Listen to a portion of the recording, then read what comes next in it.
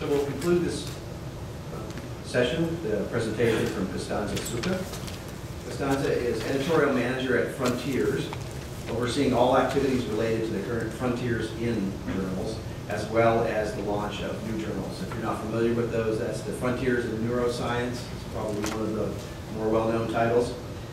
With a background in low-carbon energy technology, she is motivated to shape the future of scientific communication by working at the interface between academia and industry at the international level.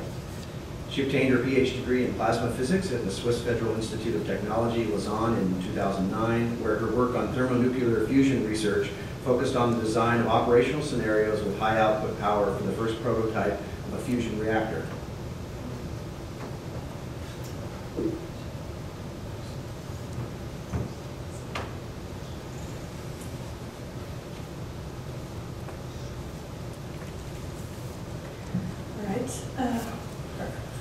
Thank you very much, first of all, team, for this kind of introduction, also for inviting me to present Frontiers and its academic model today at this conference. So Frontiers is an open access publisher which was founded in Switzerland, in Lausanne, in mid-2007. The website opened up for manuscript submission in the first days of January 2008, and in general we're a very small team. We're about 15 people altogether in our Lausanne office. None of us had any previous experience in publishing. None of us really is a publishing professional. In fact, it's a group of scientists that started Frontiers. Some of us are even still active researchers, and Frontiers in fact was co-founded by a group of neuroscientists. So it's a truly grassroots initiative that arose from the neuroscience community, obviously, but it's dedicated really to spreading open access and also other concepts that I'm going to describe later on to the entire tree of academia, really. So Frontiers is founded and run by scientists for scientists. A little bit of publication history. So as I said, Frontiers in Neuroscience is probably our most known journal in any case. It's our flagship journal for sure. It started publishing in January 2008. And then the rest, the following 2 years in fact, between 2008 and 2010, this year were spent really in kind of perfecting, or in any case working, on our editorial model, on our platform, on our concept, really, on our vision. So only in January 2010, the next journals started publishing. So we have now journals called Frontiers in Psychiatry, Frontiers in Psychology, and then afterwards we've had a very rapid succession of newly launched journals with Frontiers in Neurology, Frontiers in Physiology, Frontiers in Pharmacology, Plant Science, Microbiology, Endocrinology, Immunology, and Genetics. And then lastly, in March 2011, we launched our last edition, Frontiers in Oncology. So right now we have a portfolio of 12 journals, all open access, at what we call field level, basically. So about our publishing philosophy, I think that the Frontiers has a number of interesting features that really set it aside many of the journals, open access or traditional publishing in any case, that are out there. I would say in any case that it's certainly not a clone that has been described very well by John before, for a number of reasons. Well, first of all, we have the science mandate. Of course, we cannot compromise on science. So Frontiers promotes a science mandate that encourages researchers to, and reviewers especially, of course, to focus uniquely on objective editorial criteria. This is not obviously a unique feature of Frontiers, but it's definitely like one of our main added values. Then equal opportunities. I'll go through this list relatively quickly now, and I'll describe more in detail each of these features later on. In any case, equal opportunities. So Frontiers goes beyond open access publishing by giving an equal opportunity to everyone to publish and access research in a fair environment. Frontiers is very much a researcher-focused endeavor, which is aimed at serving scientists and really at providing solutions, basically, for publishing their science in a fair environment. It's a community-based endeavor because it aims at serving scientific communities. Regardless of how big they are, regardless of their sizes, we want to offer solutions oriented for academic communities, really. Then we have the democratic tiering, which is really a unique feature, I believe, of Frontiers. I haven't heard of any other journal at present, in any case, that is introducing this type of concept. So at Frontiers, we promote a social mandate which helps the most impacting articles to rise up from the sea, obviously, from the large amount of published research that is presented in our journals or in general in academic literature nowadays. And then finally, Frontiers is a very much IT-oriented company. So we have a technology mandate, really, of bringing advanced IT solutions to the academic industry, to the academic publishing in any case, which I would say in general is still sometimes in the Middle Ages when it comes to advancing in IT solutions and so on. So first of all, the peer review. Really, it's a very important step for us, of course. We cannot compromise on science, as I said, and reviewers are encouraged at Frontiers to focus uniquely on objective editorial issues. So on assessing whether an article is scientifically sound, to assess the flawlessness, of course, of the research that is presented, and the validity of the science presented. So kind of decoupling the scientific, evaluating the scientific flawlessness from the significance of the research results. One very particular feature of our peer review is that we have a two-step peer review, an independent peer review and an interactive peer review phase. This is really quite unique. So how does it work? In fact, the independent peer review is kind of a standard, of course, review in which the reviewers are assigned to papers and they will carry out their peer review in following a very standardized review questionnaire, which really aims always at assessing objective issues, not subjective ones. But then we actually have introduced a very unique interactive real-time peer review, which works pretty much like a discussion forum on the internet, basically, in which authors, reviewers, and editors can interact in real time, comment, iterate as many times as they want, basically in order, like aiming always at resolving the conflicts in real time. Our peer reviews aim at being very collaborative.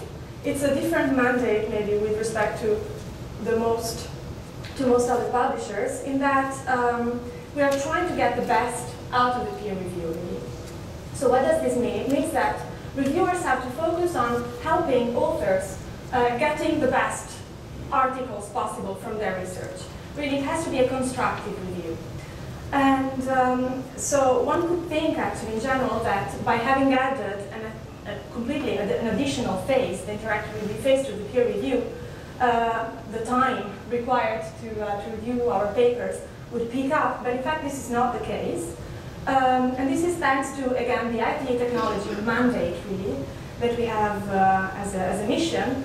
And we have a very efficient system of workflows that enhance, in fact, the time for the peer review. And in fact, what turns out to be is that our review time is about 90 days, 3 months from submission to acceptance.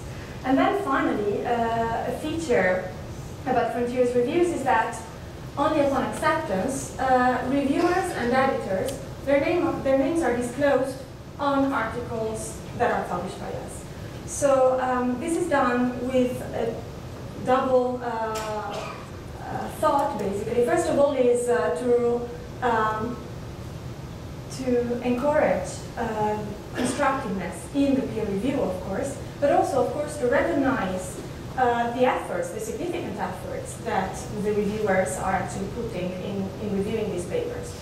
So, just very quickly, a bit more in detail, how the different steps are following each other. So first of all, everything happens online. So authors will submit their papers to our IT platform, and then we have a very efficient keyword matching algorithm that will match papers with appropriate reviewers and editors.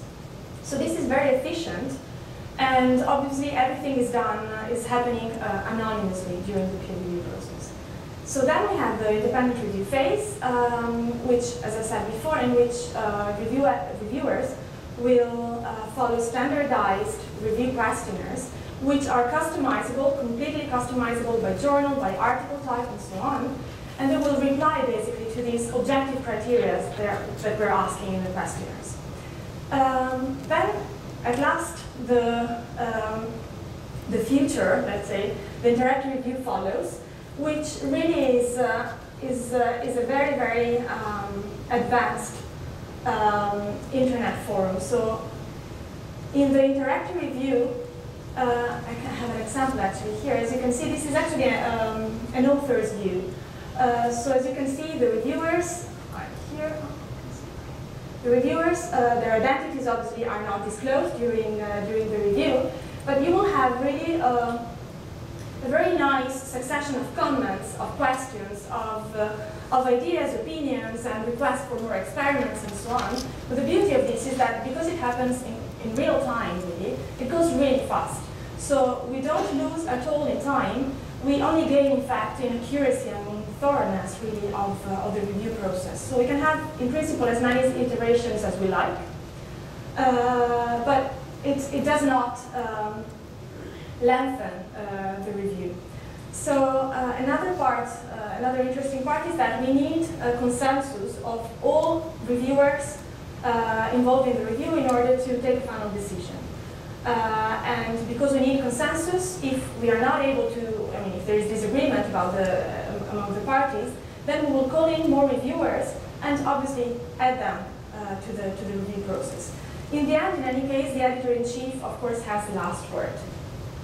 And then, as I said before, if everybody agrees to accept a paper, then the reviewers and editors are also disclosed on the published articles, along with the authors, basically, in order to give them responsibility, but also really recognition for their hard work. So I think these are quite unique features, actually.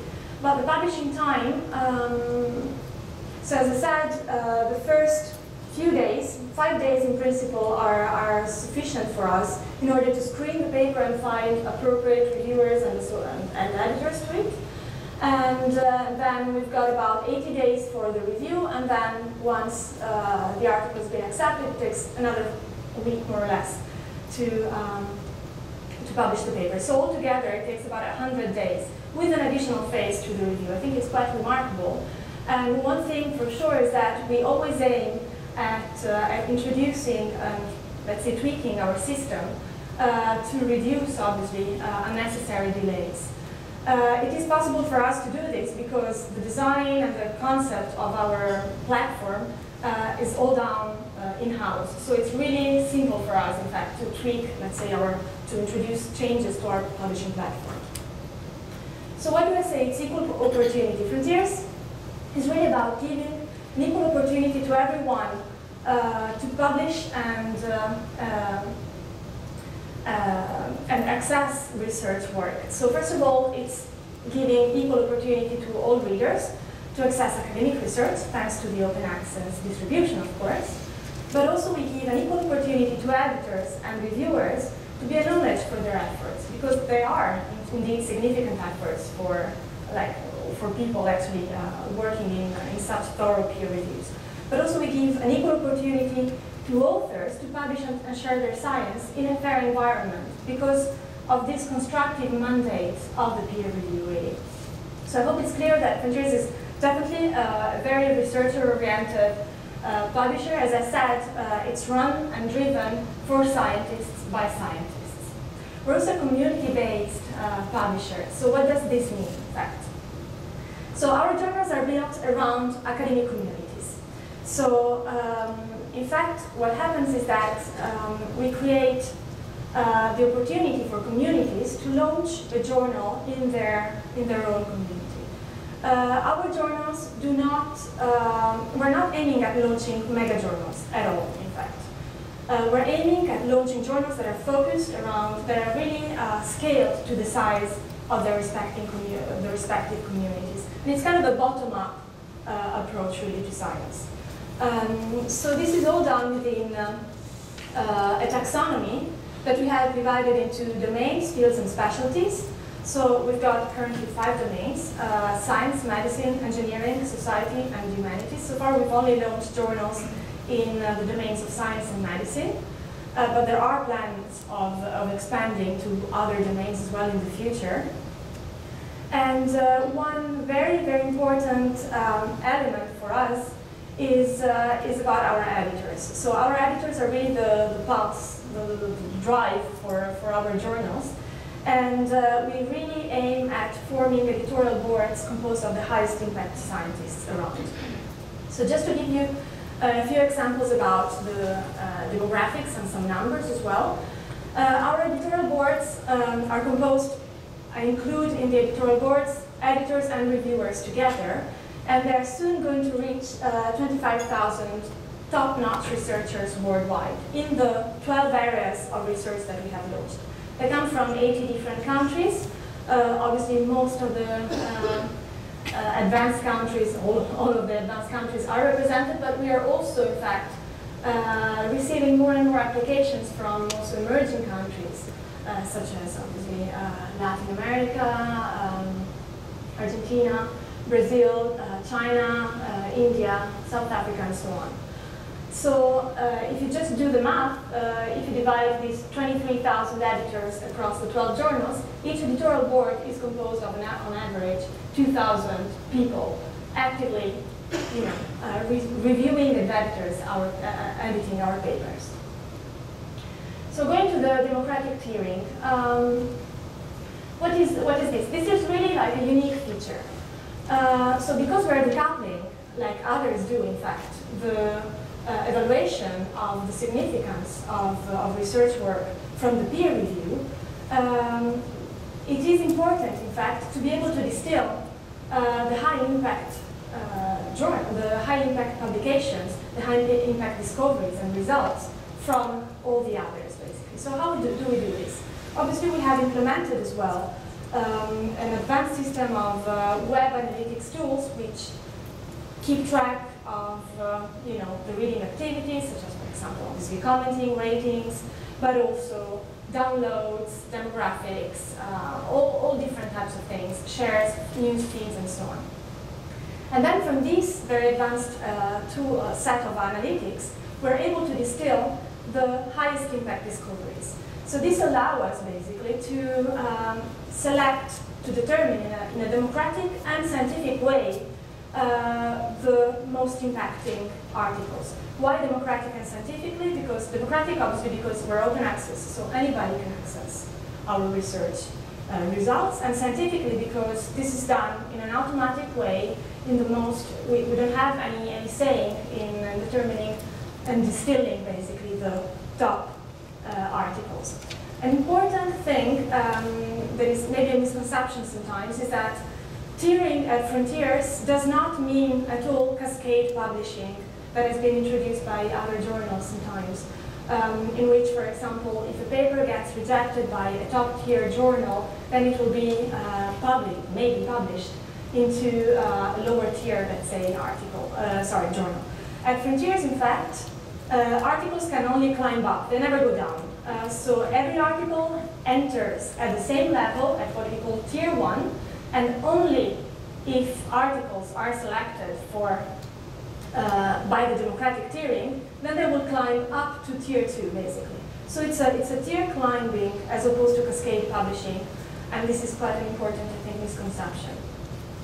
Just to give you an idea about our impact analytics, well, I mean, this is a view by an editor, in fact, with a list of all our articles, number of views, and so on. As you can see, actually we receive a lot of views and downloads to our journals. If one clicks on one particular title, then what they will see basically is an entire, very complete picture really of the success in a way of an article. So you've got obviously like the demographics, top viewing countries, top referring sites, abstract views, full text views, PDF downloads, yearly, monthly, weekly view, all types of things basically. Also ratings, comments, and so on. So it's a very, very sophisticated platform, which we're aiming at improving constantly, really. We receive, in fact, monthly upgrades by our IT department. So I hope I've been able to convince you that Frontiers is definitely a technology-driven company. What we do basically is we track trends in internet technology. We always develop like our system, keeping scalability in mind, of course, which is very important for open access because we have a cost control strategy, as you can imagine. We develop algorithms for intelligent publishing. We always aim at promoting and helping researchers to make their research known.